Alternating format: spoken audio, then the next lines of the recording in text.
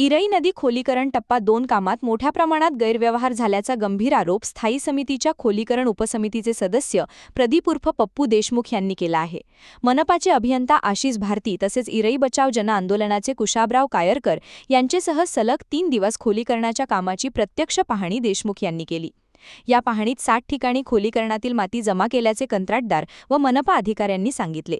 पाहणीत मातीचे ढिगारे तपासले असता रुईबन हनुमान मंदिराजवळचा मातीचा ढिगारा गायब झाल्याचे निदर्शनास आले. यावर स्पष्टीकरण विचारले असता माती चोरी गेल्याचे हास्यास्पद स्पष्टीकरण मनपा अधिकारी व कंत्राटदार यांनी नगरसेवक देशमुख यांना दिले. 7 पैकी इतर 4 ठिकाणी मातीचे केवळ छोटे छोटे ढिगारे लावले आहेत. कंत्राटदाराने मातीची अवैध विक्री केल्याने जागेवरून मातीच गायब झाल्याचे लक्षात आले. या पाहणीदरम्यान निदर्शनास आलेल्या सर्व गैरप्रकाराची सविस्तर लेखी माहिती नगरसेवक त्यांनी आज दिनांक 8 जून रोजी महापौर, स्थायी समिती सभापती व मनपा आयुक्त यांना दिली व खोलीकरणाच्या कामाची चौकशी करण्याची मागणी केली. यावेळी जनविकास सेनेच्या नगरसेविका मनीषा बोबडे व प्रतीक्षा येरगुडे उपस्थित होत्या. खोलीकरणातील मातीची अवैध विक्री, थेट QR कोडवर ऑनलाईन पेमेंट. नगरसेवक देशमुख यांनी महापौर, स्थायी समिती सभापती व आयुक्त यांना एक QR कोड दिला. या QR कोडवर ऑनलाईन पेमेंट स्वीकारून महसूल विभागाची परवानगी न घेता संबंधित कंत्राटदाराने रेती मिश्रित मातीची थेट खासगी ग्राहकांना विक्री केली असा गंभीर आरोप देशमुख यांनी केला आहे. कंत्राटदार एकाच कामाचे खासगी ग्राहक व मनपा दोन्हीकडून पैसे वसूल करणार असल्याचे यावरून स्पष्ट झाले. कामाच्या आकडेवारीत तफावत. पाटबंधारे विभागाच्या पत्रानुसार एप्रिल 2026 अखेरपर्यंत केवळ 42.724 TCM गाळ काढण्यात आला, तर मनपाच्या नोंदीत तब्बल 121.112 TCM गाळ दाखवण्यात आला आहे. या आकडेवारीतील मोठ्या तफावतीमुळे संपूर्ण कामावर संशय निर्माण झाला आहे. कंत्राटदाराने काढलेली माती नदीच्या पात्रातच टाकल्याने खोलीकरणाच्या कामातून ही माती वगळण्यात यावी असे पाटबंधारे विभागाच्या पत्रात स्पष्टपणे नमूद आहे. झरपट इरई संगम परिसरातून ट्रॅक्टर व हायवा वाहनांद्वारे खासगी लोकांना माती पुरवली जात असल्याचे फोटो व व्हिडिओ पुरावे सुद्धा देशमुख यांनी दिले. या संपूर्ण प्रकरणाची निष्पक्ष चौकशी करून दोषींवर कठोर कारवाई करावी अशी मागणी जनविकास सेनेतर्फे करण्यात आली आहे. जिल्हा प्रशासनातर्फे महानगरपालिकेच्या मार्फत जे इरई नदीच्या खोलीकरणाचे काम सुरू आहे, त्या खोलीकरणाच्या कामाची पाहणी 3 दिवस महानगरपालिकेचे अभियंता श्री आशिष भारती यांच्यासोबत मी केली. या खोलीकरणाच्या पाहणीकडे लक्ष देण्यासाठी स्थायी समितीने जी उपसमिती तयार केली आहे, त्या उपसमितीचा सदस्य म्हणून मी ही पाहणी केली. ही पाहणी करताना अनेक गंभीर गैरप्रकार या ठिकाणी निदर्शनास आलेले आहे.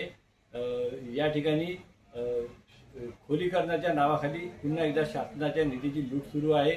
खोलीकरण नावापुरतं दिसत आहे, मात्र त्याच्यामध्ये ज्या पद्धतीचं मोजमाप करण्यात आलं ते अतिशय गंभीर प्रकारातलं आहे. कारण की या ठिकाणी पाटबंधारे विभागाने जी माहिती दिली, एप्रिल 2026 42 TCM माती काढल्याचं पाटबंधारे विभागाचं म्हणणं आहे. त्यापैकी 14 TCM माती नदीच्या पात्रातच टाकली. त्यामुळं कंत्राटदाराला एप्रिल महिन्याचे 28 TCMचे पैसे द्यावे, 1000 क्युबिक मीटरचे पैसे द्यावे, अशा पद्धतीचा अहवाल पाटबंधारे विभागाचा आहे.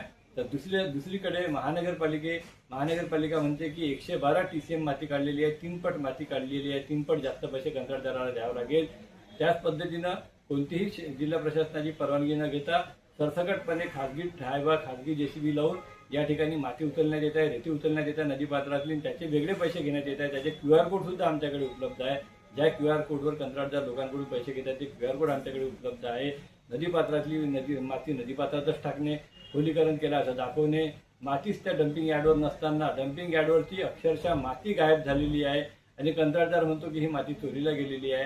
मुळात कंत्राटदाराने ती विकलेली आहे. एकीकडे माती विकून विना परवानगी पैसे घ्यायचे, महानगरपालिकेकडून बिल वसूल करायचे आणि दुसरीकडे अव्वाच्या सव्वा माती उचलल्याचे दाखवायचे. असे गैरप्रकार आम्ही या ठिकाणी निदर्शनास आल्यानंतर ते एका पत्राद्वारे, तक्रारीद्वारे आज माननीय आयुक्त, माननीय महापौर मॅडम आणि माननीय सभापती मॅडम या सर्वांना तसे आम्ही त्या पद्धतीचा अहवाल तयार करून दिलेला आहे. त्या अनुषंगाने कारवाई करण्याची आम्ही या ठिकाणी मागणी केलेली आहे. जनतेच्या हितासाठी, चंद्रपूरकरांच्या हितासाठी, पुरापासून चंद्रपुराचं संरक्षण करण्यासाठी खोलीकरण व्यवस्थित झालं पाहिजे, ही आमची मागणी आहे. जेवढं खोलीकरण कंत्राटदार करणार तेवढेच देयके त्याला द्यावे, ही सुद्धा आमची आग्रही मागणी आहे. क्या हुआ बहू? माँ, पाइल्स की बहुत तकलीफ हो रही है. तो तुम गुदरोग सर्जन के पास क्यों नहीं गई? देखो, जैसे हार्ट के लिए हार्ट स्पेशलिस्ट, ब्रेन के लिए ब्रेन स्पेशलिस्ट, तो पाइल्स के लिए पाइल स्पेशलिस्ट क्यों नहीं? स्त्री हो या पुरुष, टॉयलेट में तकलीफ केवल पाइल्स ही नहीं, और भी कई प्रकार के गुदरोग तथा कैंसर भी हो सकता है. इसीलिए इसकी प्रत्यक्ष जांच जरूरी है. ठीक है माँ, पर जांच के लिए हम जाएंगे कहाँ? वही काले आयुर्वेदिक पाइल्स हॉस्पिटल में। लेकिन माँ, प्रेगनेंसी में पाइल्स की दवाइयाँ। प्रेगनेंसी में आयुर्वेदिक दवाइयाँ सुरक्षित होती है। जनहित में जारी काले आयुर्वेदिक पाइल्स हॉस्पिटल, औषधि चिकित्सा तथा सर्जरी ट्रीटमेंट उपलब्ध। हमारा पता उमरेड रोड, दिघौरी बस स्टॉप के पास, नागपुर। अधिक जानकारी के लिए वेबसाइट पर जाएं kalepileshhospital.com।